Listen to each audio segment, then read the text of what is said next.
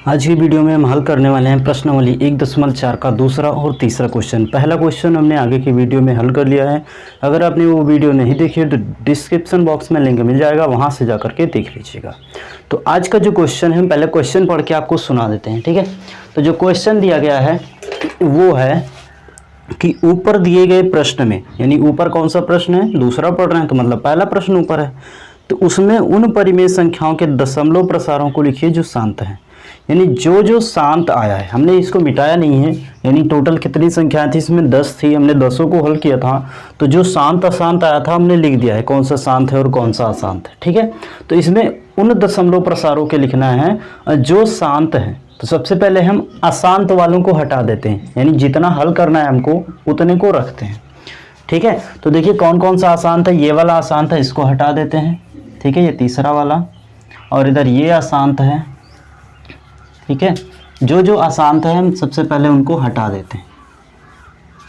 अब देखिए इतने सवालों को हमें हल करना है, ठीक है, इन सवालों को हल करना है और ज्ञात करना है इनका दशमलव प्रसार कितना होगा, ठीक है। तो देखिए पहले वाले को हम हल करते हैं। पहला वाला है मान 13/31/25।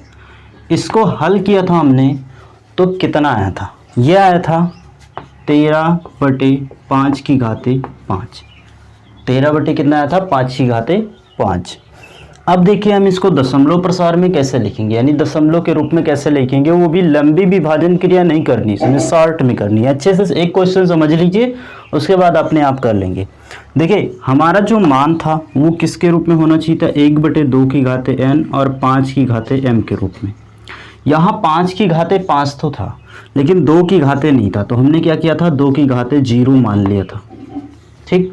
2 की घाते 0 माना था, क्योंकि 2 की घाते किसी भी संख्या की घात अगर 0 है तो उसका मान कितना होता है, 1 होता है। यहाँ पे हमें करना क्या है, जितनी 5 की घात है उतनी ही 2 की घात भी करनी है। तो यहाँ पे करेंगे 13 देखिए 5 की घात कितना है, 5 है, तो 2 की घात को भी कितना करेंगे, 5 करेंगे, यानी दोनों की घात बराबर करनी है। अब 2 की घात यहाँ 0 था, यहाँ कितना हो गया 5, तो जितने से नीचे गुणा करेंगे उतने से हमें ऊपर भी गुणा करना पड़ेगा। तो 2 की घाते 5 से ऊपर भी गुणा कर देंगे। आगे देखिए क्या करेंगे, ऊपर की तरफ है 13 गुणे 2 की घाते 5 का मतलब है 2 को 5 बार ऐसे गुणे के रूप में लिखो, ठीक है। अब इन सब का गुणा करेंगे तो 2 दूनी 4, 4 दूनी 8, 8 दूनी 16, 16 दूना कितना आएगा, 32 आएगा। और बटे में यहाँ देखिए घात अगर समान है तो नीचे वाली संख्या का गुणा हो जाता है, और अगर आधार समान है तो घातें जुड़ जाती हैं। तो यहाँ घात समान है तो घात तो वैसे ही रहेगी 5 ही, लेकिन नीचे जो संख्या है 2 और 5 इन दोनों का गुणा हो जाएगा, तो 2 पंजे कितना हो जाएगा, 10।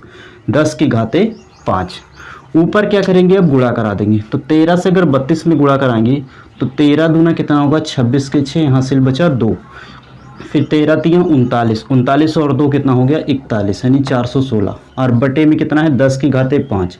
10 की घाते 5 का मतलब है 1 के पीछे 5 0, ठीक है। 10 की घाते 5 का मतलब है 1 के पीछे 5 0। अब हमें क्या करना है, इससे इसको भाग करना है।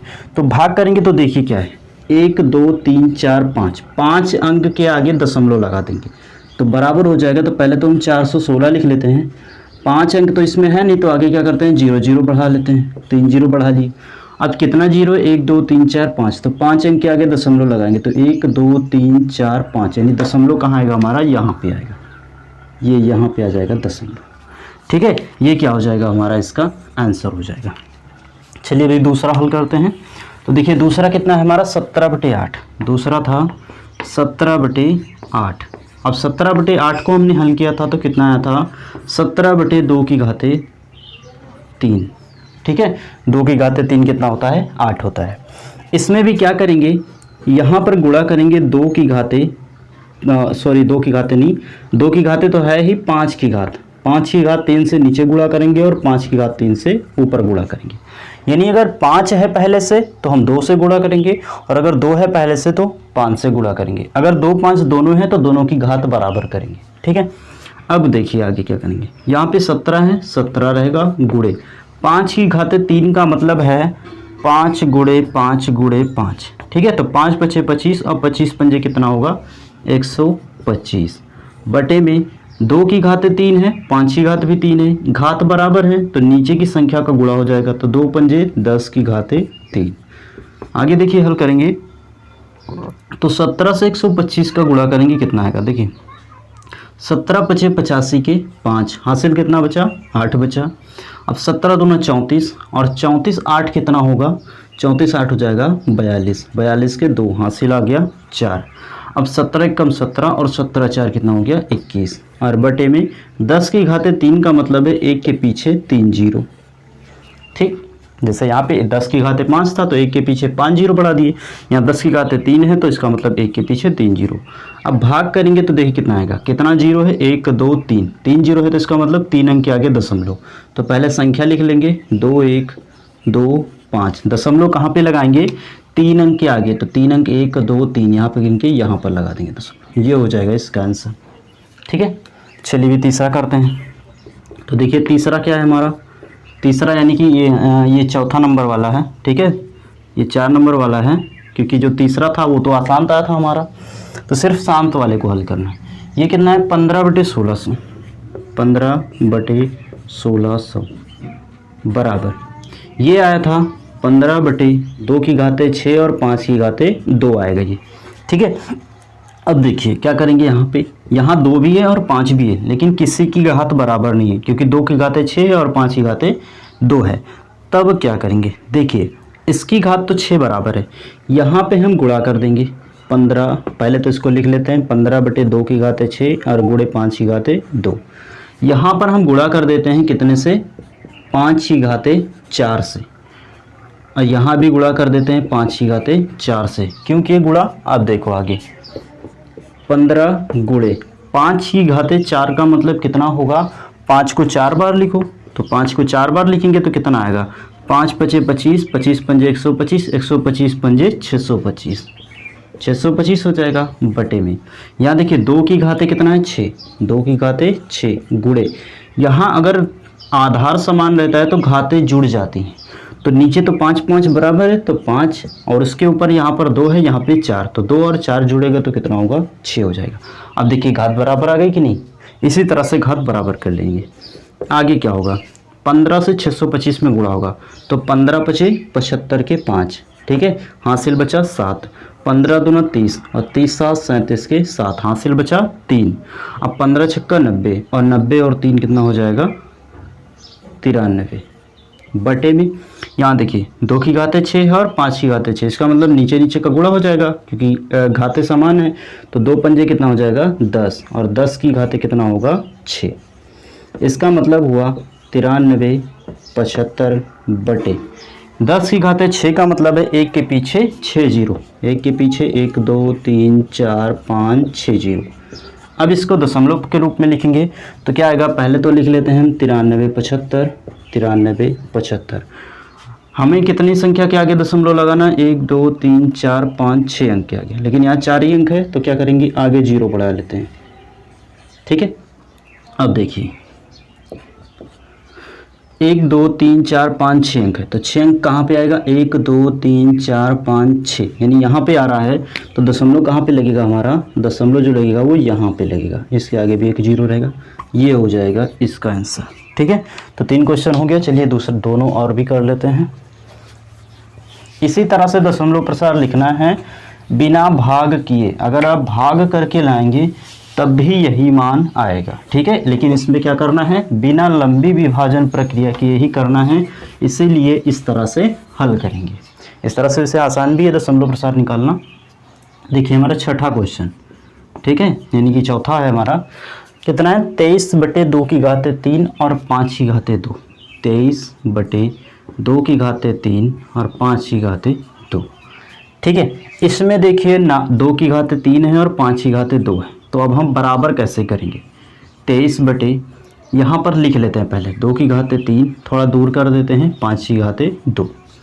देखिए यहाँ पर 2 है, यहाँ पर 3 है, दोनों अपोजिट संख्या हैं। ठीक है, तो क्या करेंगे, अगर हम इधर गुणा कर दें 2 की घाते 2 से और इधर गुणा कर दें 5 की घाते 3 से, तब 2 और 3 जोड़ के घात 5 हो जाएगा, और यहाँ 2 और 3 जोड़ के घात कितना हो जाएगा 5 हो जाएगा, बराबर हो जाएगा। तो हमने गुणा कितने से किया, देखिए जो गुणा किए हैं इससे किए, ये वाली संख्या से गुणा किए हैं, ये वाले से गुणा किए हैं, तो जितने से नीचे गुणा किए उतने से ऊपर भी करना पड़ेगा। तो यानी 2 की घाते 2 और 5 की घाते 3 से ऊपर भी गुणा कर देंगे। अब देखिए क्या होगा आगे, वो पहले तो है 23 गुणे 2 की घाते 2 का मतलब 2 दूनी 4 गुणे 5 की घाते 3 का मतलब 5 को 3 बार गुणा करोगे तो 5 पचे 25 और 25 पंजे 125 बटे, देखिए यहाँ गुणा करेंगे 2 और 2 आधार समान है तो घाते जुड़ जाएंगी, तो 2 की घाते कितना होगा 3 2 मिलके 5 गुणे यहाँ 5 5 समान है तो 5 की घाते कितना हो जाएगा 2 3 जुड़ के 5।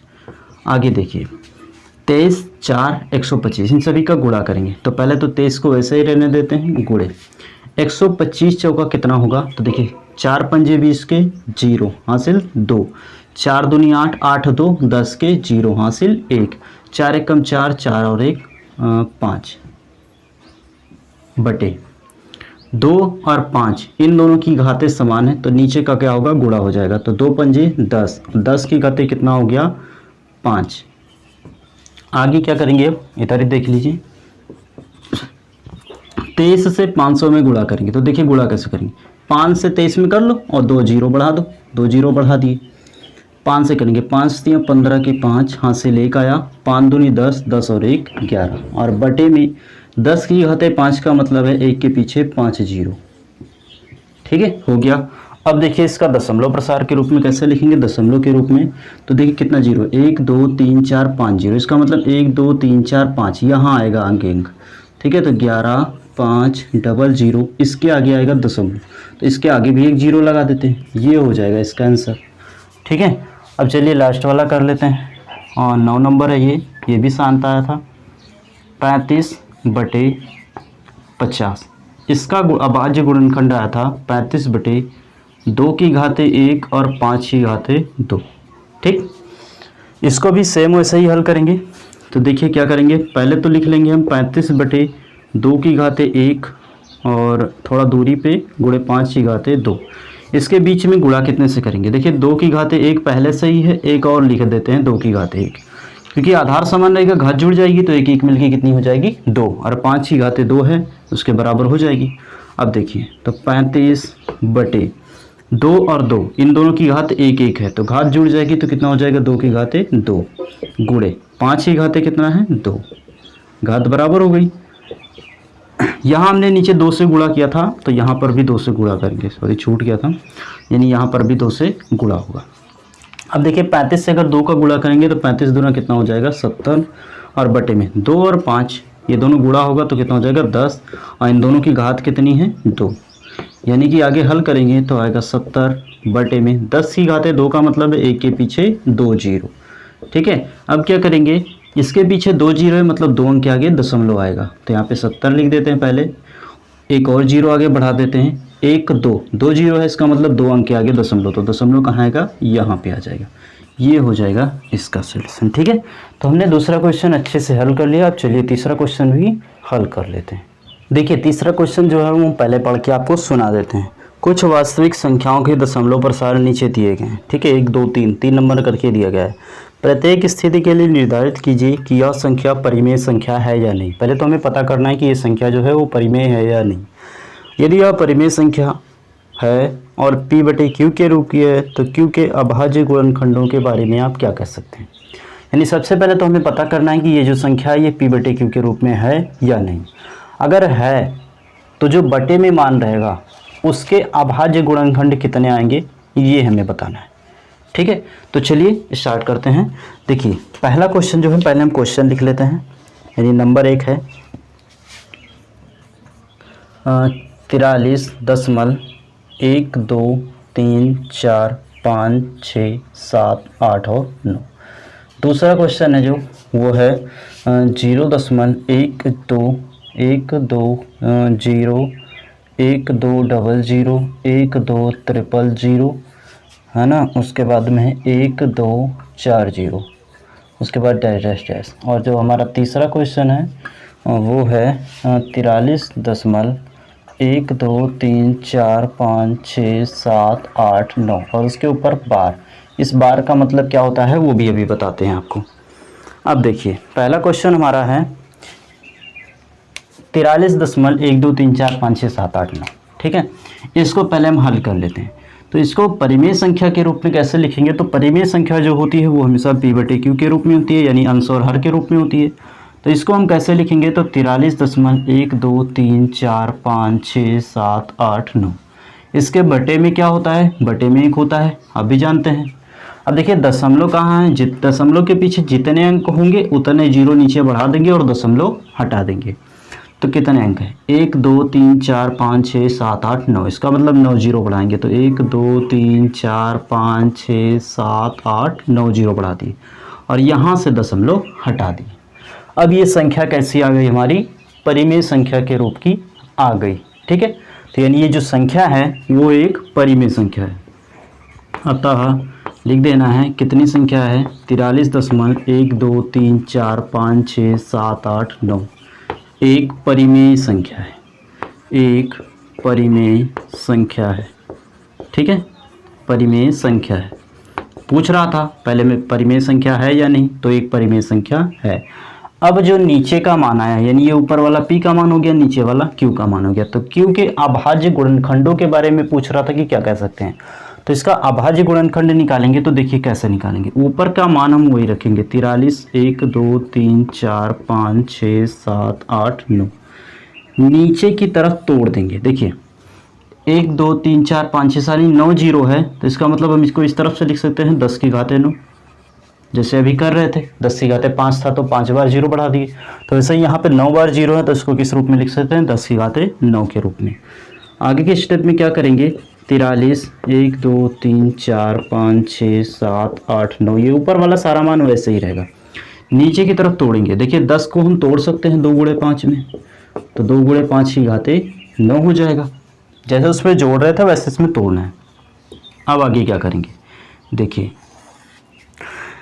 जितना ऊपर का मान है इसको तो लिख ही लेंगे, 43 1 2 3 4 5 6 7 8 9 बटे में।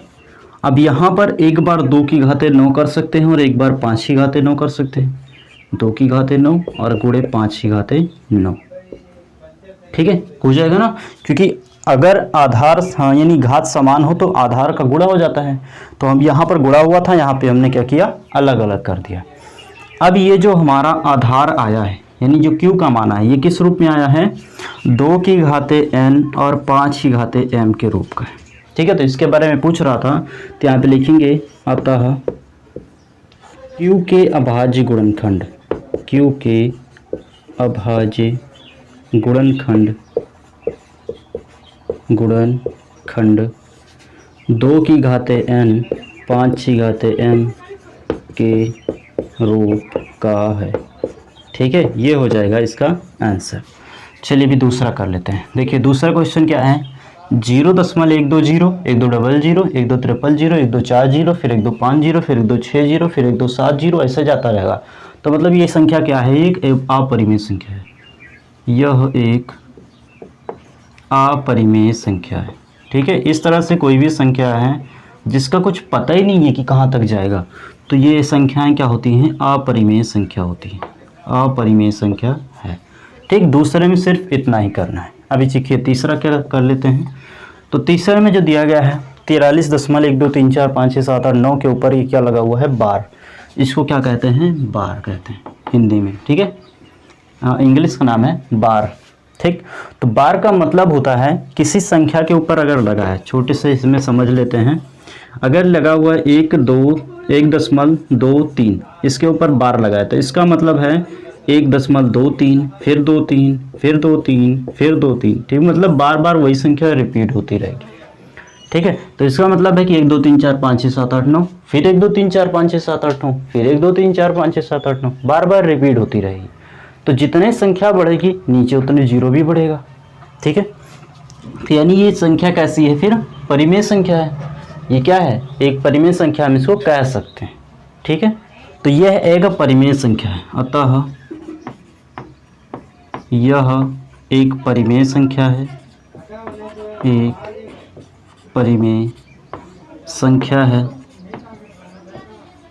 जिसका दशमलव प्रसार कैसा है, जिसका दशमलव प्रसार